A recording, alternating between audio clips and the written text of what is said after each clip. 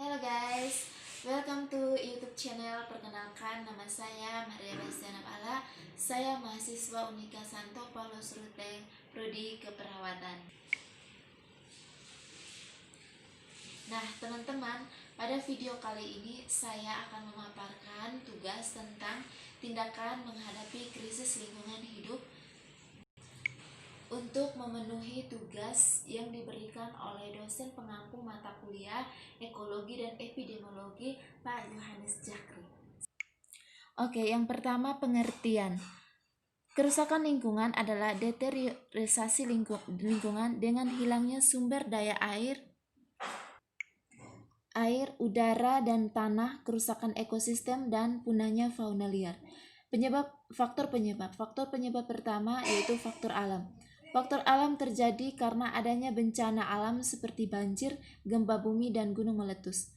Yang kedua, banjir. Selain karena ulah manusia, banjir juga dapat terjadi karena faktor alam. Misalnya hujan yang terus-menerus, curah hujan seperti ini akan membuat sungai meluap atau membuat tanggul jebol karena tidak mampu lagi menampung debit air. Banjir yang sering terjadi saat musim penghujan dapat membuat bangunan dan tempat tinggal makhluk hidup rusak. Lapisan tanah yang subur hilang terbawa air, serta tanaman-tanaman rusak. Penyebab yang ketiga yaitu gempa bumi. Gempa bumi terjadi karena adanya pergerakan lempeng bumi atau aktivitas gunung berapi dan dampaknya bergantung pada besarnya kekuatan gempa. Gempa bumi akan mengakibatkan banyak bangunan yang roboh, terjadi tanah longsor, dan terputusnya jalur transportasi. Jika kekuatan gempa sangat besar, kemungkinan akan menimbulkan tsunami. Yang keempat, gunung berapi meletus. Saat meletus, gunung berapi akan mengeluarkan debu vulkanik, lahar, lava, uap panas, dan material lainnya yang dapat merusak lingkungan. Dampak dari letusan tersebut dapat berlangsung lama, bergantung pada besarnya kekuatan letusan, tetapi saat kembali normal, daerah yang terdampak letusan akan menjadi subur. Letusan gunung berapi akan mengakibatkan gangguan pernapasan, gas beracun, kerusakan lingkungan, bahkan dapat mematikan lingkungan sekitar. Yang kelima, faktor manusia.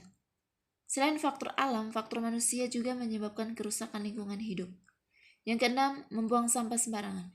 Saat ini masih banyak orang yang membuang sampah sembarangan, terutama di sungai. Hal ini akan mengakibatkan banjir jika musim penghujan tiba. Yang ketujuh, limbah industri. Limbah industri ini dapat berasal dari pabrik dan rumah tangga. Jika tidak dikelola dengan tepat, limbah-limbah tersebut akan merusak lingkungan hidup. Yang kedelapan, menebang hutan secara liar. Saat ini luas hutan di Indonesia semakin berkurang karena maraknya aksi penebangan liar. Hutan yang gundul tidak dapat meresap dan menahan aliran air hujan sehingga dapat terjadi banjir dan longsor. Yang ketiga, jenis-jenis pencemaran lingkungan. Pertama, pencemaran udara. Pencemaran udara terjadi karena adanya zat-zat polutan yang mengotori udara. Zat-zat polutan ini dapat dihasilkan dari penggunaan alat-alat tertentu seperti AC, kendaraan bermotor, dan hair dryer. Selain itu, zat-zat polutan juga dapat dihasilkan dari aktivitas oleh manusia, seperti membakar sampah menggunakan pestisida untuk membunuh hama di lahan pertanian, dan aktivitas pabrik yang menimbulkan asap. Yang kedua, pencemaran air. Pencemaran air terjadi karena adanya zat-zat polutan yang masuk ke dalam sumber air seperti insektisida, kotoran, limbah, pupuk, dan sampah.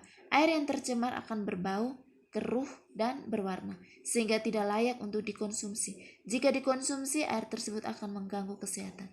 Yang ketiga, pencemaran tanah.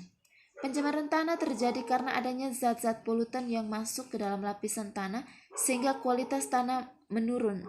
Zat-zat polutan tersebut dapat berasal dari tumpahan minyak, kebocoran limbah yang berbentuk cair, pestisida yang digunakan secara berlebihan.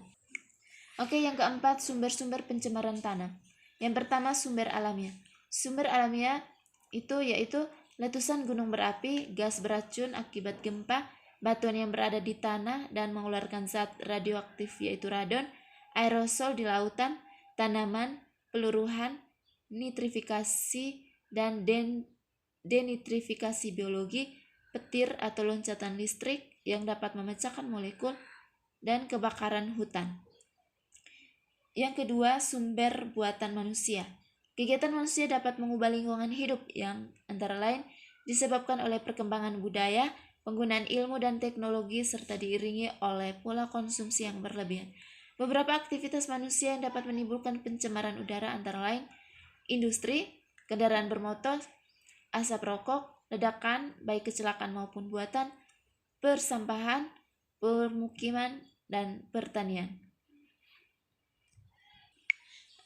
Oke, yang kelima, jenis-jenis polutan yang berbahaya. Jenis yang pertama, gas karbon monoksida atau CO dan karbon dioksida. Gas karbon monoksida timbul akibat dari proses pembakaran yang tidak sempurna. Proses pembakaran tidak sempurna dapat terjadi pada mesin kendaraan seperti mobil, sepeda motor, mesin industri, kereta api, dan lain-lain. Proses pembakaran ini akan menghasilkan gas CO dan gas CO. Gas CO merupakan gas yang tidak berbau, tidak berasa, dan tidak stabil. Apabila gas CO ini terhirup melalui saluran pernapasan dan berdifusi ke dalam darah, maka CO akan lebih cepat berikatan dengan Hb dibandingkan dengan oksigen. Akibatnya, CO akan terbawa ke jaringan dan oksigen dalam tubuh menjadi berkurang sehingga tubuh akan mengalami pusing dan sakit kepala. Penumpukan CO dalam jaringan dapat menimbulkan keracunan.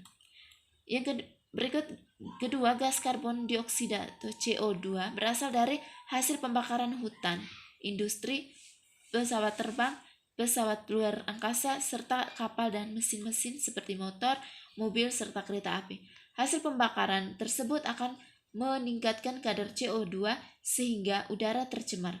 Apabila kadar CO2 di udara terus meningkat dan melebihi batas toleransi, yaitu melebihi 0,0035%, serta tidak segera diubah oleh tumbuhan menjadi oksigen, maka dapat menyebabkan terbentuknya gas rumah kaca yang efeknya akan meningkatkan pemanasan global suhu bumi atau global warming. Hal tersebut terjadi karena sebagian sinar matahari yang masuk ke bumi dipantulkan keluar angkasa. Karena tertahan oleh adanya rumah kaca, maka sinar tersebut tetap berada di permukaan bumi dan akan meningkatkan suhu bumi. Yang kedua, gas SO dan SO2. Gas belerang yang terdapat di udara bebas dapat berupa SO, SO2, dan SO3. Gas belerang tersebut dihasilkan oleh pembakaran minyak bumi dan batu bara. Jika gas belerang ini bereaksi dengan gas nitrogen oksida dan uap air membentuk senyawa asam. Jika senyawa asam bersatu dengan uap air akan membentuk awan, lalu mengalami kondensasi dan presipitasi di udara dan akan turun sebagai hujan asam. Senyawa asam dalam air hujan dapat menyebabkan populasi tumbuhan dan hewan akan mati sehingga dapat mengakibatkan menurunnya produksi bahan pangan, barang-barang yang terbuang dari besi atau logam mudah berkarat, gedung-gedung atau jembatan dapat menyebabkan kanker kulit. Yang kedua, upaya mengatasi pencemaran lingkungan. Yang pertama, upaya mengatasi pencemaran tanah melakukan 3R. Merupakan singkatan dari reduce, reuse, dan recycle, yaitu mengurangi, menggunakan kembali, serta mendaur ulang sampah yang dapat diolah. Kebiasaan ini dapat membantu menanggulangi pencemaran tanah. Yang kedua, melakukan reboisasi.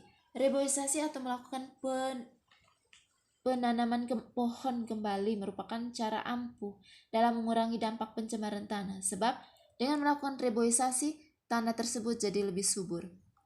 Melalui remediasi. Remediasi sendiri adalah kegiatan untuk membersihkan permukaan tanah yang terkontaminasi atau tercemar. Itu ada dua cara. Yang pertama, jenis remediasi in situ, artinya melakukan pembersihan secara langsung di lokasi tanah yang tercemar. Yang kedua, jenis remediasi ex situ, berarti menggali tanah yang tercemar kemudian membawanya ke daerah yang aman. Terus yang berikut, melakukan bioremediasi. Bioremediasi untuk membersihkan tanah dari unsur yang menjadi penyebab pencemaran tanah.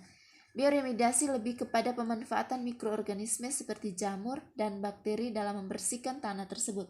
Mikroorganisme ini akan memecah atau mendegradasi zat yang telah mencemari tanah sehingga membuat tanah menjadi lebih subur dan tidak beracun.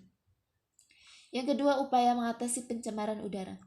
Pertama, mengurangi pemakaian bahan bakar fosil terutama yang mengandung asap serta gas-gas polutan lainnya agar tidak mencemarkan lingkungan.